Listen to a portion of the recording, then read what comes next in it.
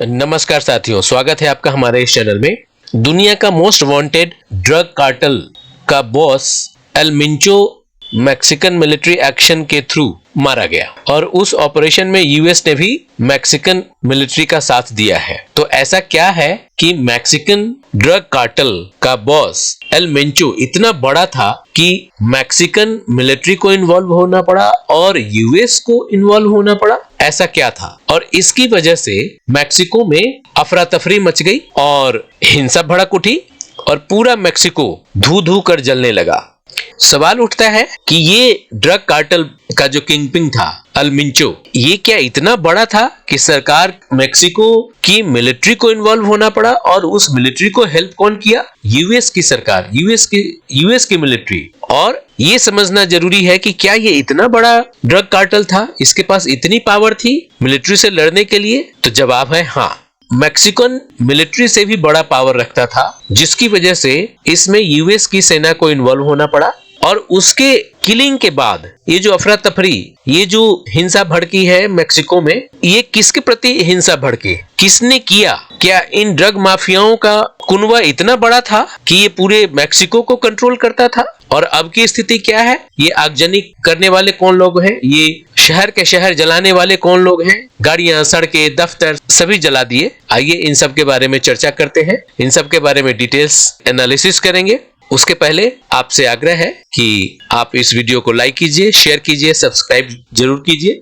दुनिया में यह बहुत बड़ी खबर है कि Mexican security forces kill drug cartel boss El Mencho. El Mencho का नाम एल मिंचो नहीं है, एल मिंचो का नाम कुछ और है। इसका नाम है निमेसियो ओसेग्वेरा सर्वांतेस, ये इसका नाम है। ये साउथ अमेरिका की कंट्री है, वहां पे स्पेनिश बोला जाता है और मैक्सिको अमेरिका का पड़ोसी है। तो अमेरिका और मैक्सिको के बीच एक टेंशन हमेशा बनी रहती थी। उसके कई कारण हैं। उसमें अमेरिका में फिल्ट्रेशन, ड्रग ट्रैफिकिंग और क्रॉस बॉर्डर का प्रॉब्लम बहुत लार्ज स्केल पे बना रहता है। इसलिए अमेरिकन गवर्नमेंट हमेशा मैक्सिको को रडार पे रखती है इन सब मामलों में। और उसी का नतीजा ये है कि इस ऑपरेशन में अमेरिका ने मैक्सिकन मिलिट्री को हेल्प किया है इस ड्रग कार्टेल को समाप्त करने में। और चूंकि मैक्सिको में इतने लार्ज स्केल पे ड्रग का कारोबार होता है, इतने अलग अलग ग्रुप्स बटे हुए हैं और वो सारे ग्रुप इंटरनेशनल लेवल पे काम करते हैं। और अभी हम डिस्कशन करेंगे कि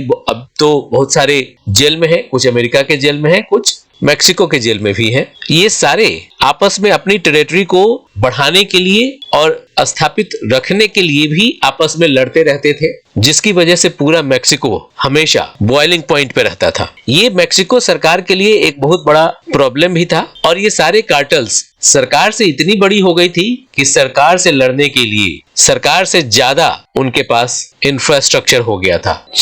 ये एल मिंचो, जिसका ओरिजिनल नाम हमने डिस्कशन किया, ये दुनिया का सबसे मोस्ट वांटेड ड्रग ट्रैफिकर था। और मैक्सिको के बहुत सारे जो स्टेट्स थे उन सब में ये डिसऑर्डर बना हुआ था। आपस में ये ड्रग माफिया लड़ते थे, वर्चस्व की लड़ाई भी करते थे आपस में। और ये इनामी भी था। इस पे मैक्सिकन गवर्नमेंट ने इनाम रखा था, रिवॉर्ड रखा था कि इसको जो पकड़ कर लाएगा, इसको जो अरेस्ट करवाएगा या कैप्चर करवाएगा, उसको $15 मिलियन का रिवॉर्ड मिलेगा। ये बाउंटी यूएस ने अनाउंस किया था। The US has offered a $15 million reward for the capture of El Mincho, who was accused of smuggling huge quantity of cocaine, fentanyl and methamphetamine across its southern border. southern border America का border है, southern part में Mexico पड़ता है। वहां से America में ये सारे इलीगल ट्रैफिकिंग करते थे,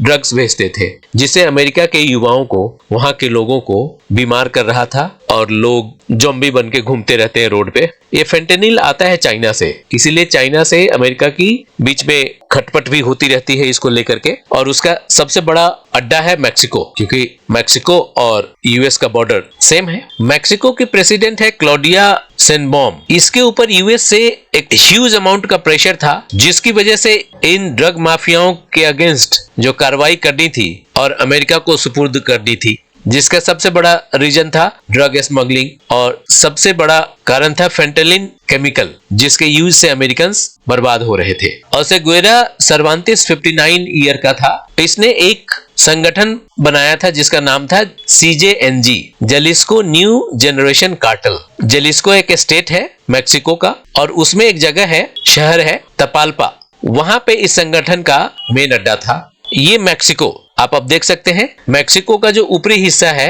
ये बॉर्डर और इसके ऊपर अमेरिका है, दोनों का बॉर्डर सेम है। और ये है जलिस्को। इस जलिस्को सिटी में लगभग 2 घंटे तक ये ऑपरेशन चलाया गया और उसमें उसको गोली मारा गया। गोली लगने के बाद वो घायल हो गया और उसे पकड़ लिया गया। उस समय तक तो वो जिंदा था, लेकिन बाद में हॉस्पिटल ले जाते समय मर गया। उसके बाद जो स्थिति हुई है मैक्सिको की, मैक्सिको पूरी तरह से जल उठा। जो उसका कार्टेल था CJNG, इसके जो मेंबर्स थे ये रोड्स को ब्लॉक करना शुरू कर दिए। दर्जनों मैक्सिको के स्टेट्स को लगभग बुलडोज कर दिया, एकदम आग के झोंके में फेंक दिया। चारों तरफ अफरा तफरी, गाड़ियां, सड़कें सब धू धू कर जलने लगा। ये अल्मिंचो कौन था? El Mencho was a former police officer in Mexico. बाद में ये ड्रग कार्टेल बन गया, उसकी एक पूरी कहानी है।